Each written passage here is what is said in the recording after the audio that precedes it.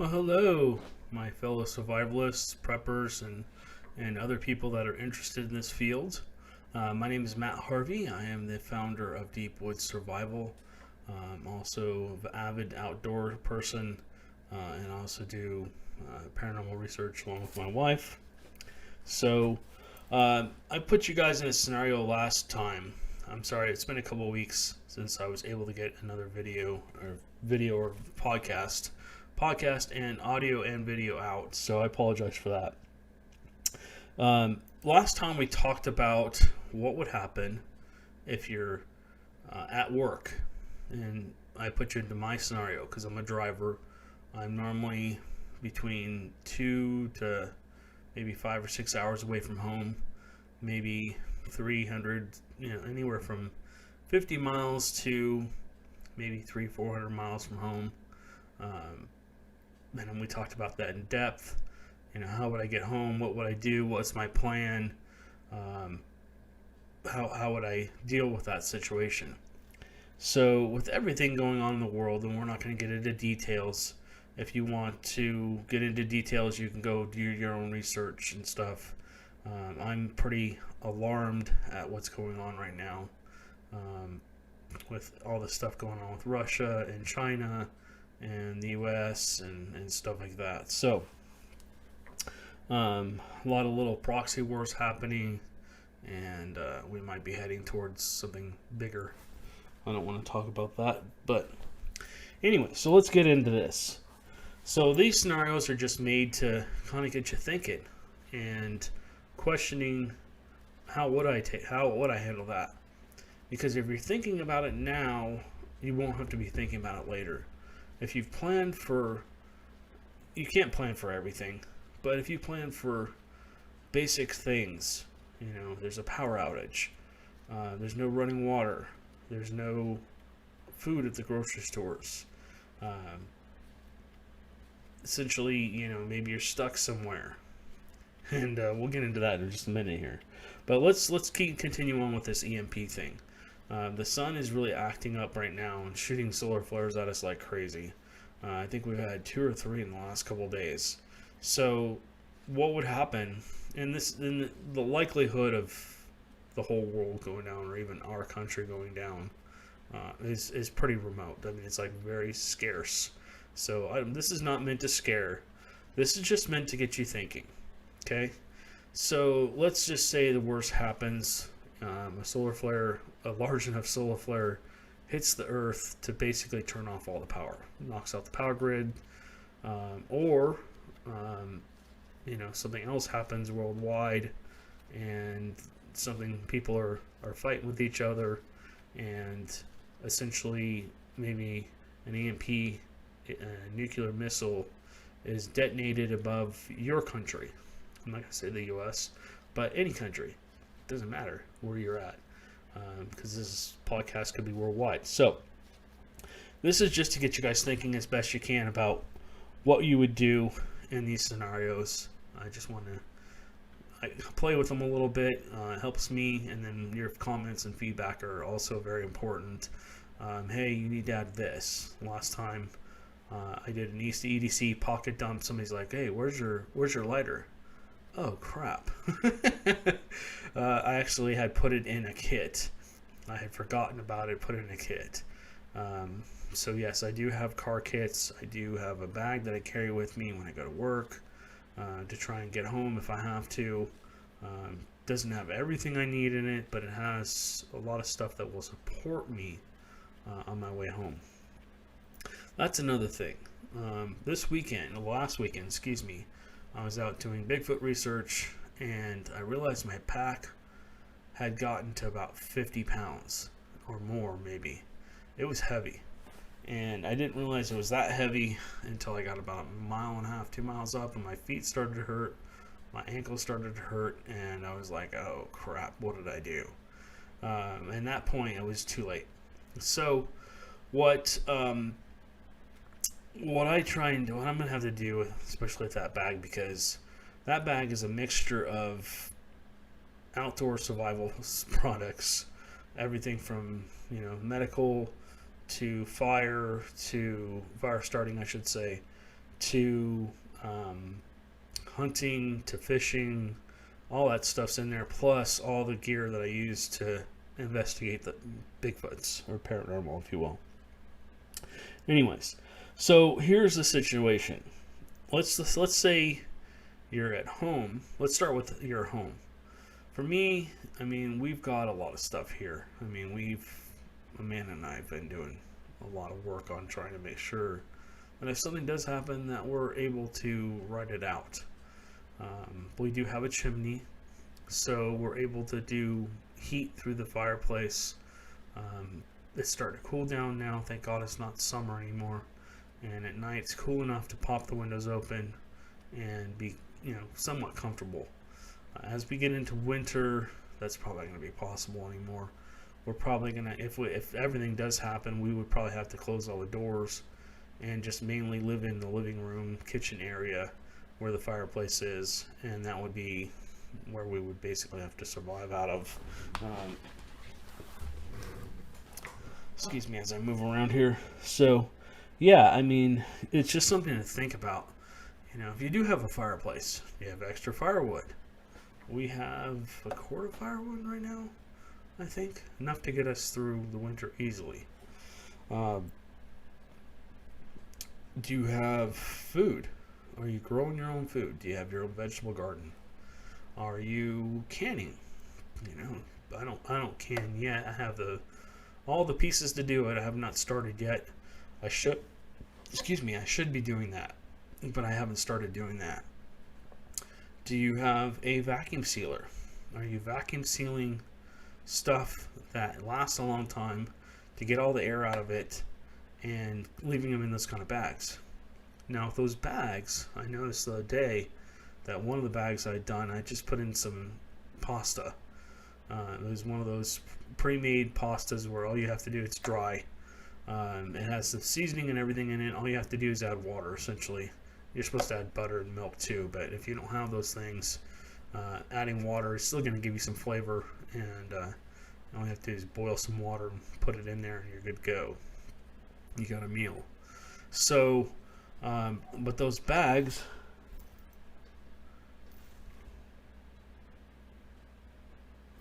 okay, I don't know if you guys heard that or not. Welcome to the paranormal office. That sounds like a little kid's voice to my right there. Anyways, so these are the things that you have to think about. So here, let's put you in this scenario. Let's say you're at home and all of the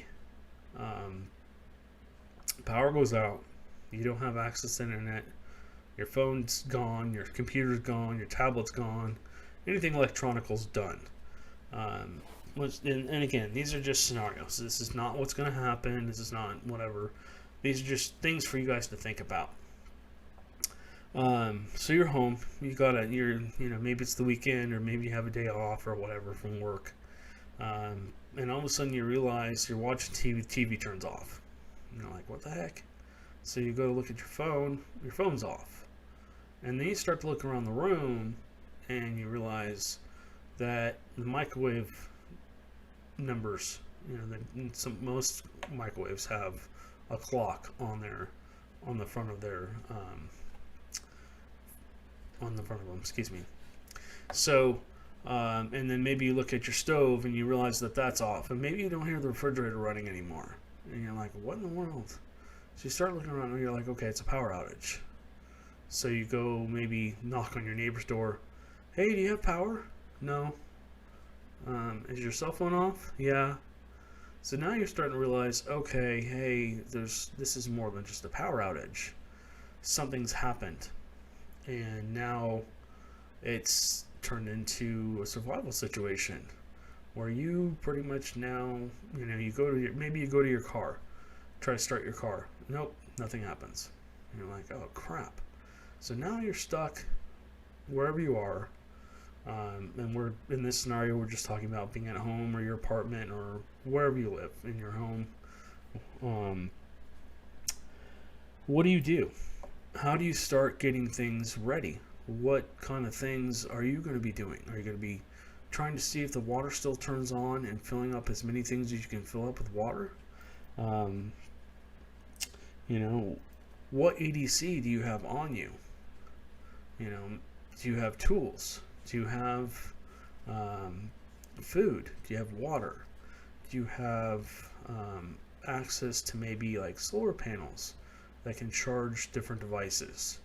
Maybe those solar panels somehow survive the EMP attack. Maybe you had a Faraday cage. These are all things to think about. So in my situation, because we'll just play it like we're heading into winter here. Texas, where we're at right now, we're comfortable. We're in like the 90s during the day and the 60s at night, which is awesome. It really cools down nice. Like I said, we can pop the windows open and be comfortable. But during the winter, recently, we're in like 60s for the high and sometimes 30s or below for the nighttime. And then we do get snow every once in a while too. Right now, Texas, the weather pattern is all screwed up because of La Niñas. We're on our third La Niña. But essentially, you know, what are you going to do if you can't collect rainwater? If you go outside and we haven't had rain in almost 2 weeks now, which is completely unusual for our area. Our area usually gets between a quarter of an inch to an inch of rain a week here in Texas.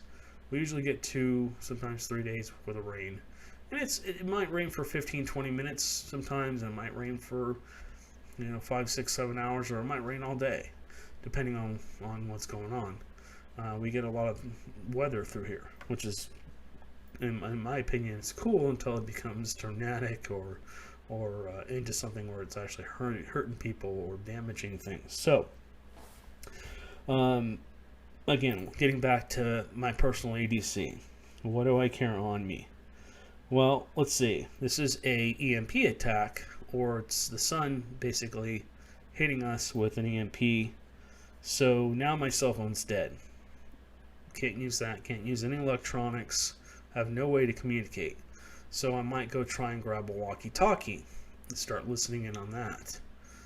At work, we have the CB radios so we can communicate back and forth. But if the electronics are out, what are you going to do? Hopefully I'll have a working radio, a weather radio, to tell me maybe people are chatting through that. Maybe there's still some communication there. Maybe somebody has a setup that they can basically contact other people. They somehow still have power. Maybe they're just living off of solar, and they've rigged it so if an EMP happens, it won't affect the power. Okay, so on me, let's just say electronics are out. So I do carry I carry a couple flashlights. So the flashlights may actually be out. So what are you going to do for lighting? Well, glow sticks. I do carry a lighter on me, and then candles. I don't carry candles personally on me, but I do have them in a lot of my kits, the little tea candles, so that I can cut open the side of a soda can or whatever, make like little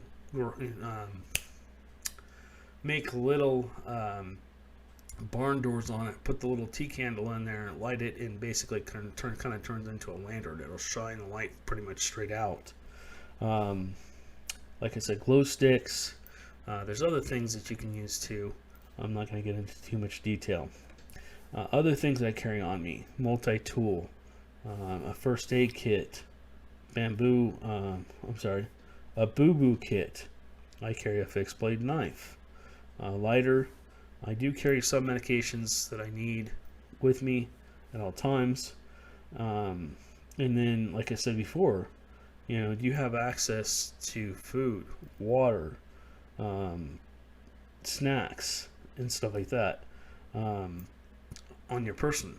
Sometimes I carry a granola bar in my pocket, or I carry a water bottle in my back pocket. So, bandana, a mask, because if it's nuclear fallout, you want to protect your faces and stuff like that. Now that's not a mask, I know, but at least it would keep some of the dust and whatever else coming out into your mouth. if that does happen, you do have a nuclear explosion near you, and you're at least 150 miles from it, you'd probably want to take shelter in the middle of your house if you can. Start sealing up windows, duct tape and windows, making sure that everything is secure. Turn off the air conditioning. If you have, again, if you have power, still you want to do maybe fans around the house, or if you have an air purifier, turn that on, get that going to clean out the air and stuff like that. So basically, I'm asking, what would you do? And I don't want you to respond to me unless you'd like to. We always love comments down in the down below. We will respond to you guys as well. But what would you do? And again, this is just an exercise to get you guys kind of thinking, because stuff right now is insane. The stuff going on and the threats that are happening and stuff like that. So here's what I would do. I figure out, okay, something's happened. Maybe I can walk out and I see a mushroom cloud in the distance. Okay, I know. Crap. Okay, we're now at war. I need to basically probably start sealing up everything I can. The garage door, the door to the garages, I should say, not the actual physical garage door. I'd probably bring a lot of my items in from outside that I think I would need. I might start filling up the house with that. We have some extra food and stuff stored, and then and water and tools and stuff that we might use. I have greenhouses that I just bought. I have seeds, and I have a way to basically start those seeds. So what I might do, depending on the situation, whether we decide to stay where we're at or leave, those would either go with us or stay here, and we would set them up probably inside the house, and so we'd have healthy food. And worst case scenario, we just eat microgreens. Those are supposed to be very, very healthy for you. So that's what I would do. I'd start bringing in everything I could think of. I would be checking to see if my battery powered generator works. See if the solar actually works with it. Maybe put it in a window where the sunlight's coming through to see if there's any power through it, and check it and see. And then I would start probably filling up bathtubs with water if I could still get water coming through. Another thing I would probably do is I'd probably figure out some way to stop I'd probably flush the toilets or take the water out if I could, and I wouldn't drink it or anything. I would just probably use it for watering plants or whatever, stuff that doesn't basically affect us. And I say that and everybody's probably rolling their eyes or going, what? But yeah, I mean, you can filter that water with a water filter, and then maybe either drink it or you can basically use it for something else.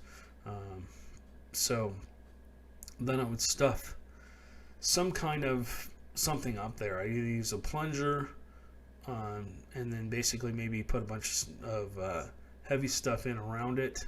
And this means there's no water in the toilet at this point, because it's not refilling. So I would essentially stop that up as best I could. I'd also do that with all my sinks. I would make sure that the sinks where the drain is, I plug them as best I could. Because what's going to happen is raw sewage is going to come right back into your home. I've seen it happen multiple times. I've seen it happen on TV where they had a power outage, and all of a sudden, basically 2 days later, all of a sudden sewage is flowing back into people's house. So, you might not agree with that. That's fine. But just something to think about. I would probably start looking at my food rations and think to myself, okay, what do I need to eat first? What do I need to probably try and cook either over the fire or try and use the barbecue to cook? I would recommend that if you have a propane grill or a barbecue, have extra supplies to make that work, whether it be propane or charcoal or whatever. If you smoke your meat, have extra wood chips. Think about that kind of stuff. And then, you probably want to cook as much as you can, stuff that'll last a long time in the first day or two after the EMP hits. Because you want to be doing a lot of cooking a week after, 2 weeks after, 3 weeks after, because people are going to be going hungry and they're going to be roaming around to try and see, if you have food. And I would imagine, if nobody could drive, people would be walking down the roads to get to the grocery stores or the Walmarts or whatever, and they'd probably empty out pretty quick of food and stuff like that. And everything's going to be very sparse in the first couple of weeks, if it even lasts that long. So I would basically tape up all the windows and doors. I'd have to close up the fireplace to make sure that debris and dust or whatever, the radioactive material, is not getting into my house. I do have iodine pills. I'm saying that wrong. But I do have pills for nuclear fallout. My wife also does. And, God forbid, one of us is not here. That's another thing you have to think about. What do you do if your spouse isn't home? You can't get a hold of them. They have no way to call you or communicate with you, unless maybe you have some kind of EMP proof bag or container where you maybe in a car or wherever they work, or in the purse or whatever, where they can essentially just pull that back out, turn it on, and you can communicate that way. But in my little Faraday cage, I have batteries. I have rechargeable batteries, actually, because I can recharge that off of my normal generator, essentially. So that's another thing you have to think about: gas generator versus non-gas generator. If the power goes out, does the non-gas generator work? Especially if there's an EMP. Does an actual regular generator work? Because it doesn't have any computers. It's just all gas and oil and all those stuff. Gas, oil, and air pretty much is what powers those. So, but do you really want to have that thing running outside your house and creating all kinds of noise? Another thing is, how much gas do you have to fill that up? How long can you keep that going? So, like I said, in my scenario, I would hope that my wife would be home. We'd both be home together, and then we could kind of start dealing with the situation. But if she wasn't home, or I wasn't home, or we both weren't home, again, that goes back into the thing I talked about before in the last podcast. How would you get home? What are your plans to get home? Is it going to take you a day to get home? Is it going to take you an hour to get home? Is it going to take you a week to get home? Is it going to take you a month to get home? Who knows? And what kind of situations are you going to face? Are there going to be mobs in your way? Are people going to be trying to mug you to get whatever you have on you? Are you ready for that? Do you have some kind of protection for that? And it doesn't have to be, anything, any kind of weapon that shoots anything. You can have like bear spray, pepper spray, stuff like that, stuff that you can shoot at people, and they'll pretty much stop them in their tracks. So just things to think about. Wasp spray is a good thing too. And that's another thing. I probably put my sidearm on my person.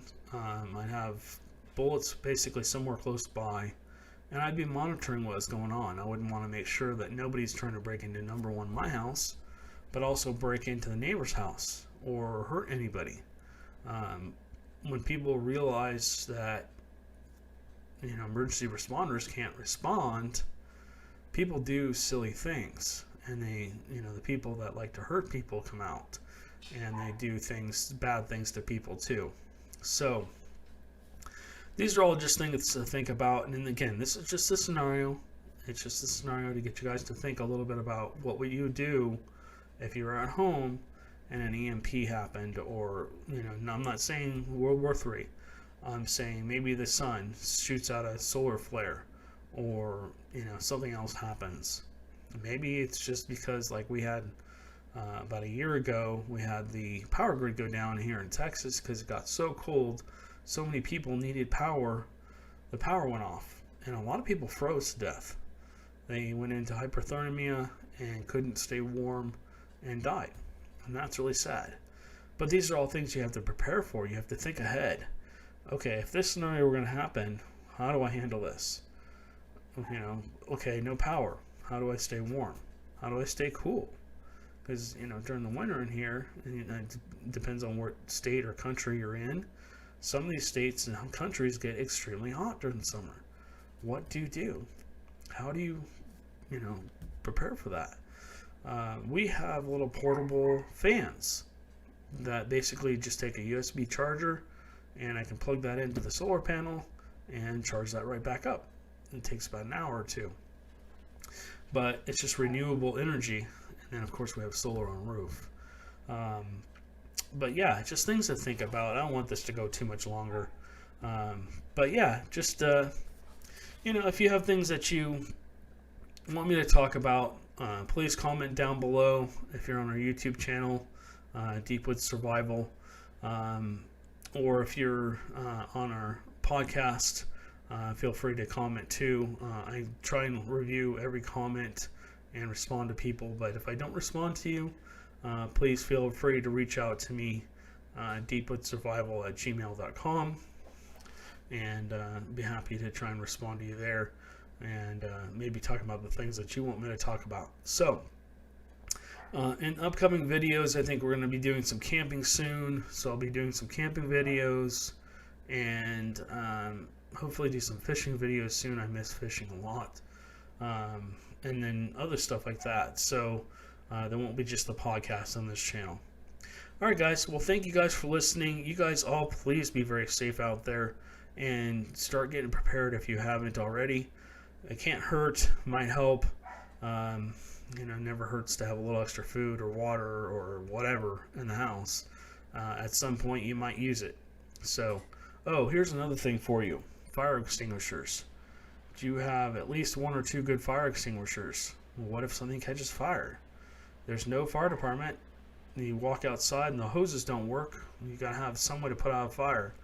So again, this is just things I'm thinking about, and just wanted to share with you guys and put you guys into this scenario. So stay tuned. We'll be back next week with another podcast and more videos and stuff to come. So thank you guys again so much for listening. If you'll do me a favor, please share this podcast on your social media. Please like and subscribe if you're on a YouTube channel. It helps us greatly. So, and then it helps us continue to bring you more podcasts, more videos and stuff.